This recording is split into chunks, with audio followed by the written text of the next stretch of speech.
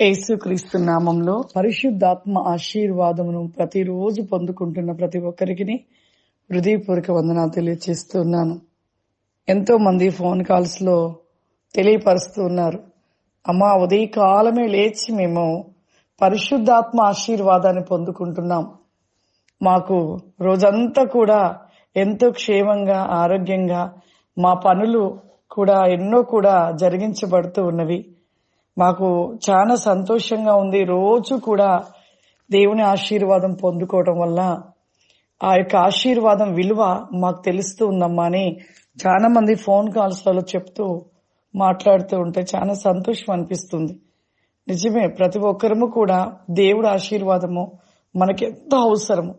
డబ్బు కంటే బంగారం కంటే ఈ లోకంలో ఉంటున్న అన్నిటికంటే గొప్ప విషయం ఏంటంటే పరిశుద్ధాత్మను పొందుకోవాలి.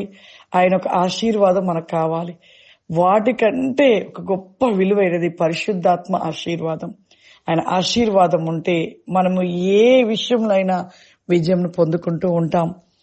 ఈరోజు పరిశుద్ధాత్మ దేవుడు మనకిస్తూ ఉన్న వాగ్దానం దావీదు రాసిన కీర్తనలు 113 అధ్యాయము 8వ వచనము. ఆయన నేల నుండి దరిద్రులను లేవనెత్తువాడు, పెంట కుప్ప మీద నుండి బీదలను పైకెత్తువాడు. ఎంత గొప్పటి వాగ్దానం మనకి ఈరోజు ప్రభు ఇస్తూ ఉన్నారు. ఆయన నేల నుండి దరిద్రులను లేవనెత్తువాడు.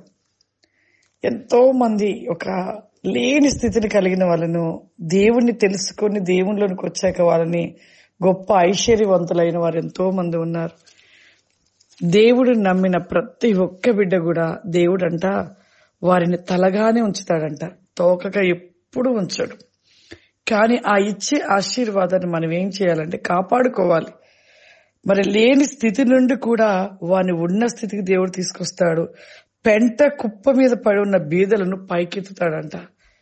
నాకైతే ఒక విషయం జ్ఞాపకం వస్తుంది. మా స్థితి ఎంతో భయంకరమైన స్థితి. మరి మా వారికి జాబ్ ఉన్నా కూడా, మరి జాబ్ చేస్తున్నా కూడా వచ్చే శాలరీ, పిల్లలకు వ్యాధులు, అనారోగ్యము, భయంకరమైన స్థితి. ఎప్పుడు కూడా ఆ డబ్బులు మొత్తం కూడా మరి వ్యాధులకి, హాస్పిటల్కి అలా పెడుతూ ఉండేవారు. కానీ మాకు దేవుణ్ణి తెలుసుకున్నారు మా వారు, నేనైతే అంతగా తెలుసుకోలేదు. దశమ భాగాలు తీయాలి అన్న విషయం అయితే నాకు ఫస్ట్ లో తెలిసేది కాదు. కానీ మా వారికి తెలుస్తుంది, ఎందుకంటే తన పుట్టు క్రైస్తవుడు కాబట్టి ఆయనకి దశమ భాగాల గురించి అంతా తెలుసు. కానీ నాకు తెలిసేది కాదు. కానీ మా యొక్క వచ్చిన శాలరీ అంతా హాస్పిటల్లో పెట్టడమే సరిపోయేది. ఇక ఎంత లేని స్థితికి అయిపోయిందంటే తినడానికి ఫుడ్ లేని పరిస్థితికి వచ్చాము. వచ్చే జీతం అప్పులు కట్టుకోవడమే సరిపోయేది, అంత స్థితి. కానీ ఒకరోజు దైవజనురాలు మేము వెళ్తున్న ఆత్మీయతల దగ్గరికి వెళ్ళి ఇలా జరుగుతుందమ్మా అని చెప్పినప్పుడు ఆమె ఒకటే మాట అన్నది, మీరు నెల నెల దశమ భాగం తీస్తున్నారా దేవుని సొమ్ము అని ఒక క్వశ్చన్ గా అడిగింది. అప్పుడు మా వారు ఆన్సర్, లేదమ్మా మేము తీయట్లేదు అని చెప్పారు. అప్పుడు ఆ అమ్మగారు చెప్పారు, ప్రతి ఒక్క నెలలో దశమ భాగం అనేది తీయాలని. మరి మీరు మొట్టమొదటి నుండి కూడా ఎప్పటి నుండో చిన్నతనం నుండి క్రైస్తవులు అంటున్నారు, క్రిస్టియన్స్ అని చెప్తున్నావు, మరి దశమ భాగం తీయాలని తెలుసు కదా బాబు అనేసి అమ్మగారు అడిగారు. అడిగినప్పుడు అవునమ్మా, కానీ నేనైతే ఎప్పుడూ తీయలేదు అని చెప్పాడు. తెలుసు కదా అంటే తెలుసమ్మా, కానీ నేను తీయలేదు అని చెప్పాడు. అప్పుడు ఒకటే మాట చెప్పారు అమ్మగారు, బాబు నీ యొక్క కష్టార్జితం నుండి నీవు దశమ భాగం తీ, నీ కుటుంబం ఎలా ఉంటుందో చూడు అన్నది. అన్నప్పుడు మా యొక్క ఆర్థిక సమస్యల గురించి అంతా చెప్పాం.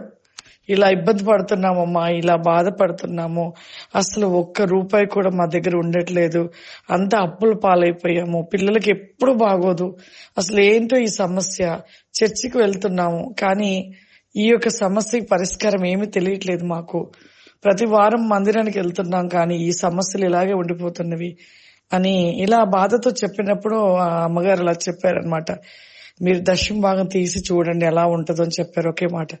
సరే అమ్మగారు చెప్పారు కదా అనేసి మేము ఇక దశమ భాగం మొదలు పెట్టాం తీయడం. నెలలో ఫస్ట్ 10వ భాగం తీసాం. తీసేసి అమ్మగారికి ఇచ్చి ప్రే చేయించుకుని వచ్చాం. వచ్చేకి అసలు ఆ నెలలో మా పిల్లలకి జ్వరాలు గాని అనారోగ్యం గాని ఏదీ లేదు, ఎంతో ఆరోగ్యంగా ఉన్నారు.